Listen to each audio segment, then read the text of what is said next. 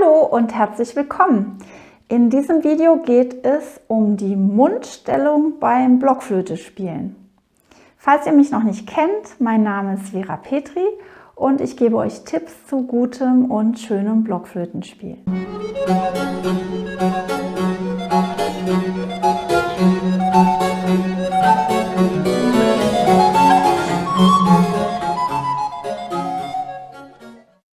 Ja, ihr habt mich gebeten, doch mal ein Video zu machen über die Mundstellung beim Blockflöte-Spielen.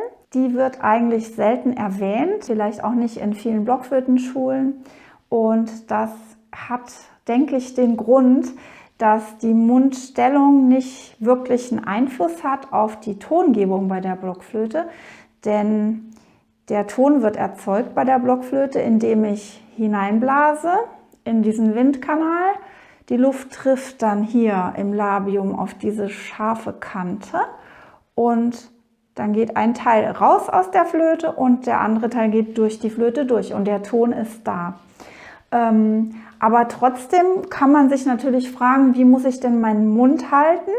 Das klingt jetzt gut. Okay, also wie muss ich meine Lippen halten? Und wie ist vielleicht auch die Position der Blockflöte im Mund?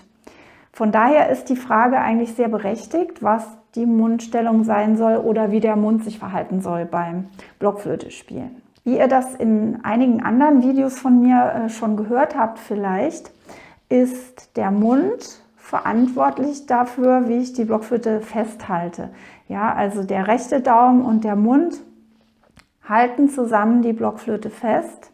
Das heißt, dass ich natürlich die Lippen schließen muss um die Blockflöte, sollte das aber möglichst locker tun. Eure Unterlippe fungiert sozusagen wie ein Kissen für die Blockflöte, auf die die Blockflöte so sanft gepolstert drauf liegt. Bevor ihr das überhaupt ausprobiert, ist wichtig, dass ihr dran denkt, dass ihr nicht den Mund zur Blockflöte hinführt, sondern umgekehrt die Blockflöte zu den Lippen, damit keine schiefe, krumme Haltung entsteht. Und bei allem, was ihr probiert jetzt, wenn ihr vielleicht bei diesem Video mitmachen möchtet, versucht entspannt zu bleiben. Versucht gut und gerade zu stehen und alles ziemlich entspannt zu tun. Denn es ist keine Spannung auf den Lippen drauf im Prinzip beim Blockflöte-Spielen. Das ist eigentlich eher locker. Natürlich soll es nicht zu entspannt sein, so dass Luft entweicht an der Seite. Also da müsst ihr natürlich auch beachten, wie weit ihr die Blockflöte in den Mund nehmt. Ist es zu weit, dann habt ihr keine Flexibilität mehr und dann könnt ihr gar nicht richtig artikulieren. Und wenn ihr sie zu wenig reinnehmt, dann kann natürlich, wie gesagt, Luft entweichen. Diesen Punkt müsst ihr rausfinden, wo die Blockflöte eben genau richtig liegt auf eurer Unterlippe, dass ihr die Lippen drumherum schließen könnt, aber dass ihr sie nicht aufesst, die Blockflöte. Ja, und dann müsst ihr auch ein bisschen darauf achten, wie eure gesamte Haltung ist, wie immer. Das hat ja alles miteinander zu tun. Also, dass ihr jetzt nicht die Blockflöte zwar irgendwie zwischen den Lippen an der richtigen Stelle habt, aber dann zu tief haltet, sodass sie sogar am Kinn anliegt.